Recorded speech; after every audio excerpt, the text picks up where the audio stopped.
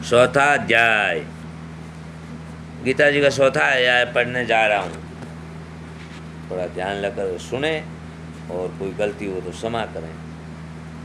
चौथा अध्याय प्रारंभ है। श्री कृष्ण भगवान बोले, इस अविनाशी कर्म योग को मैंने सूर्य से कहा, सूर्य ने मनु से कहा और मनु ने राजा इक्ष्वाकु से कहा। हे अर्जुन, इस परंपरा से प्राप्त यह योग सब राज ऋषियों ने जाना, परंतु अधिक समय व्यतीत होने से यह लुप्त हो गया। वही प्राचीन योग आज तुमको मैंने बताया, क्योंकि तुम मेरे भक्त और भिन्न मित्र हो।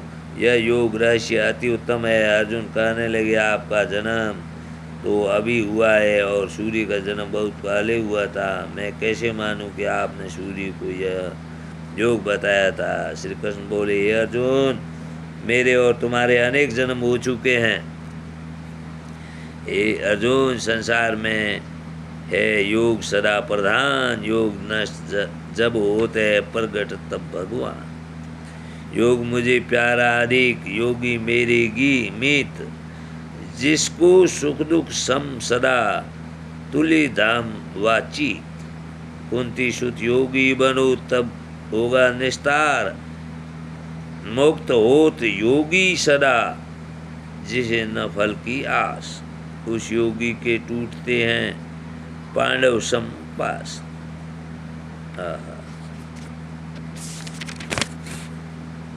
मुझे याद है तुम भूल गए हो, जन्म से रहित अविनाशी संपूर्ण प्राणियों के स्वामी अपना प्रकृति में स्थित हूँ, तथापि अपने माया से जन्मता हूँ। हे भारत, जब जब धर्म की हानि होती है और अधर्म का प्राबल्य हो जाता है, तब तब मैं जन्म लेता हूँ।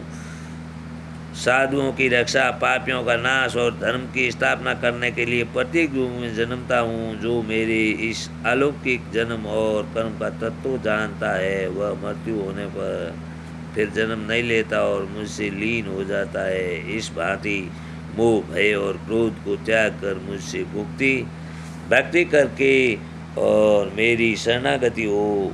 बहुत से मनुष्य ज्ञान रूपी तप से पवित्र होकर मुझसे मिल गए हैं। जो जिस भाव से मेरा पूजन करता है, उसको मैं उसी प्रकार का फल देता हूँ। हे पार्थ, मनुष्य सब प्रकार से मेरे मार्ग का अनुसरण करते हैं, अर्थात यह चाहे जिसकी सेवा करे वह मेरी सेवा है। मनुष्य लोग में कर्म सिद्धि की इच्छा करने वाले देवताओं का पूजन करते हैं, क्योंकि इस लोक में कर्म की सिद्धि शीघ्र होती है। मैंने चारों वर्णों की सृष्टि अपने गुण और कर्म से की है। सृष्टि का कर्ता हूँ मैं हूँ, तथापि मुझे अकर्ता अविनाशी जानो। कर्म मुझको बद्ध नहीं कर सकते, तथापि कर्म में मेरी कामना नहीं है। इस प्रकार जो मुझको पहचानता है, वह कर्मों के बंधन से नहीं पड़ता। अतः पूर्व पुरुषों के लिए किए हुए कर्म को तू भी कर। हे अर्जुन, कर्म क्या है और अकर्म क्या है, इसके विचार में विद्वान की बुद्धि भी चकरा जाती है। उसी कर्म का वर्णन मैं तुमसे करूँगा, जिसके जानने से संसार के बंधन छूटकर मोक्ष के भागी होवेंगे। कर्म, विक्रम और अक्रम तीनों को जानना आवश्यक है, क्योंकि कर्म की गति गंभीर है। हे अर्जुन, जिसके कर्म करने की कोई कामना नहीं रहती है और जिसके समस्त कर्म ज्ञान रूपी अग्नि से भस्म निर्मल हो गए हैं, उसको पंडित कहते हैं। जो कर्म फल की आशा छोड़कर करता है और उनमें आसक्ति भी नहीं रखता है और निराश्रय हो ही संतुष्ट रहता है, ऐसा मनुष्य कर्मों से घिरा रहने पर भी मानव कुछ नहीं करता है। देव योग से जो कुछ मिल जाए उस पर संतुष्ट रहता है, जो हर्ष, शौक आदि द्वंद्वों से मुक्त है तथा किसी से ईर्ष्या नहीं करता, कर्म की सिद्धि या असिद्धि में भेद नहीं समझता, वह कर्म करता हुआ भी उसमें नहीं बनता है। जो फल की इच्छा नहीं रखता, वासना से दूर हो गया। एक ज्ञान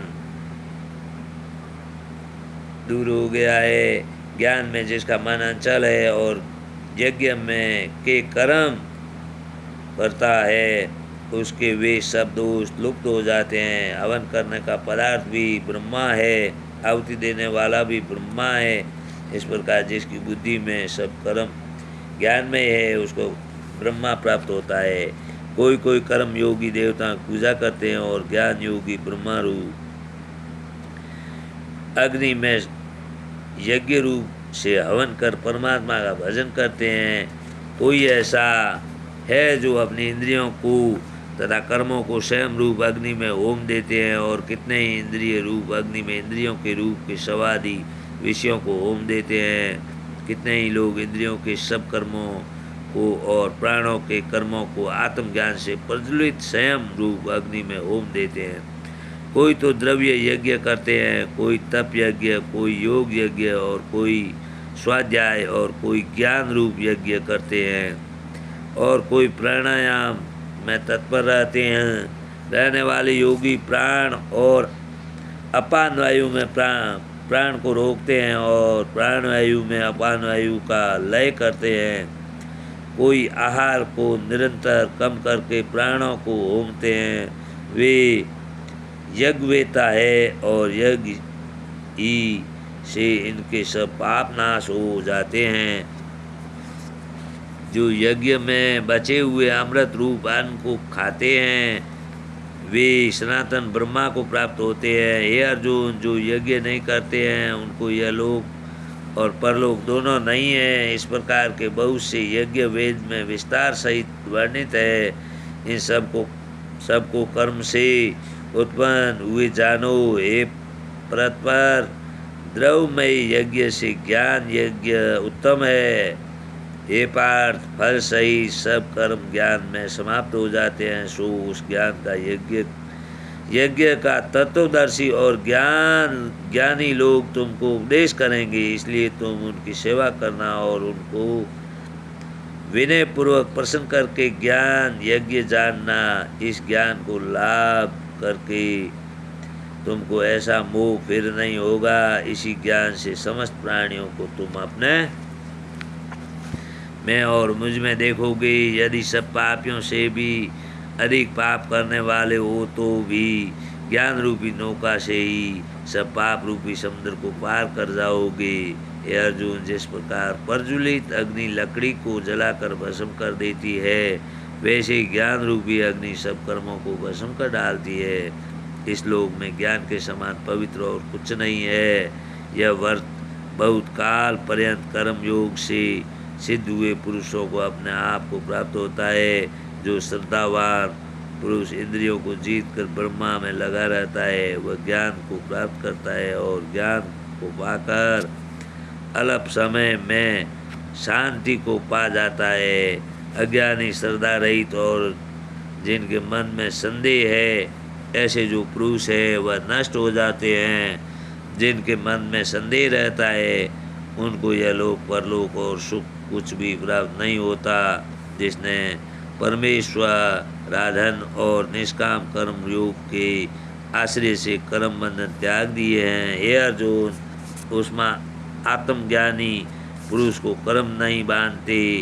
अतः अज्ञान से उत्पन्न हुए चित्त के इस संशय को ज्ञान रूपी तलवार से काट कर मेरे बताए हुए कर्म योग को करने के लिए प्रस्तुत हो जाते हैं। इति सुपनिषदसु ब्रह्मविदा योग शास्त्री श्री कृष्ण अर्जुनी संवादे आत्म स्वयं नाम चतुर्थे अध्याय। चौथे अध्याय का मतलब भगवान बोले, हे लक्ष्मी, जो पुरुष श्री गीता जी का पाठ करते हैं उनके स्पर्श मात्र से अंधम दे अधम दे छूट कर मुक्ति को प्राप्त होता है। लक्ष्मी ने पूछा, हे महाराज, श्री गीता जी को पाठ करने वाले के साथ चूक कर कोई जीव भी मुक्त हुआ है?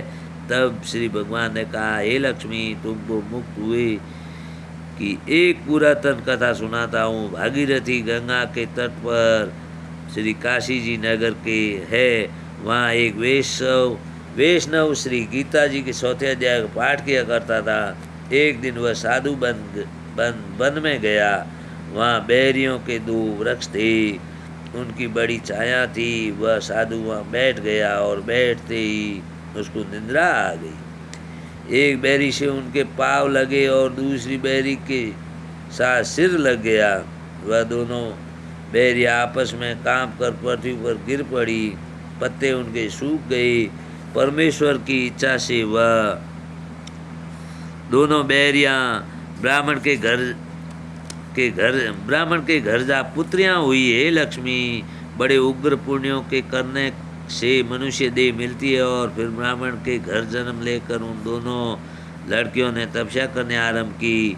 जब वह दोनों बड़ी हुई तब उनके माता पिता ने कहा, हे पुत्रियों, हम तुम्हारा विवाह करते हैं। तब उन दोनों ने माता पिता से कहा, वह विवाह नहीं कराती। इनको अपने पिछले जन्म की खबर थी। वह जाति में चुंदर जन्मी थी। उन्होंने कहा, एक हमारे मन में कामना है, परमेश्वर वह पूर्ण करे। उनके मन में यही था कि वह साधु जिसके स्पर्श करने से हमारी अधम देह छूट के यह देह मिली है, वह मिले तब बहुत भला है।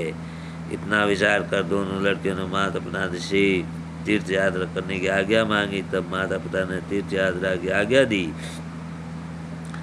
तब उन दोनों कन्याओं ने माता पिता की शरण वंदना करके गमन किया। तीर्थ यात्रा करती बनारस पहुँची। वहाँ जाकर देखा वह तपस्वी बैठा है, जिनकी कृपा से हम बैरी की देह से छूटी है। तब दोनों कन्याओं ने शरण वंदना करके विनय करी, हे संत जी, धन्य हुआ आपने हमको कृतार्थ किया है। तब उस तपस्वी ने कहा, तुम कौन हो? मैं तुमको नहीं पहचानता। कन्याओं ने कहा, हम आपको पहचानती है। हम पिछले जन्म में बैरियों की योनि में थी। तुम एक दिन वन में आए, तुमको बहुत धूप लगी थी, तब बैरियों की छाया तले आ बैठे। लंबा सन होने से एक बैरी से आपके शरण लगे, दूसरी को सिर लगा। उसी समय हम बैरी की देह से मुक्ति हुई। तुम्हारी कृपा से हमारी गति हुई है। श्री गीता जी के 4वें अध्याय का ऐसा महात्म है। तब वह मन वचन कर्म से नित्य प्रतिपाठ करने लगी। तब श्री नारायण जी ने कहा, हे लक्ष्मी, वह 4वें अध्याय का महात्मा है जो सुनाया है। जय भोले, जय श्री कृष्ण, जय शिंदे, हर हर महादेव, जय ब्रह्मा विष्णु महेश, बोले शंभो अलग अविनाशी। 4वें अध्याय का मात्रा में तूने सुना भी सौंपले। आगे भी किसी को फल मिला तो हमारे को भी मिलेगा, अपन सबको भी मिलेगा।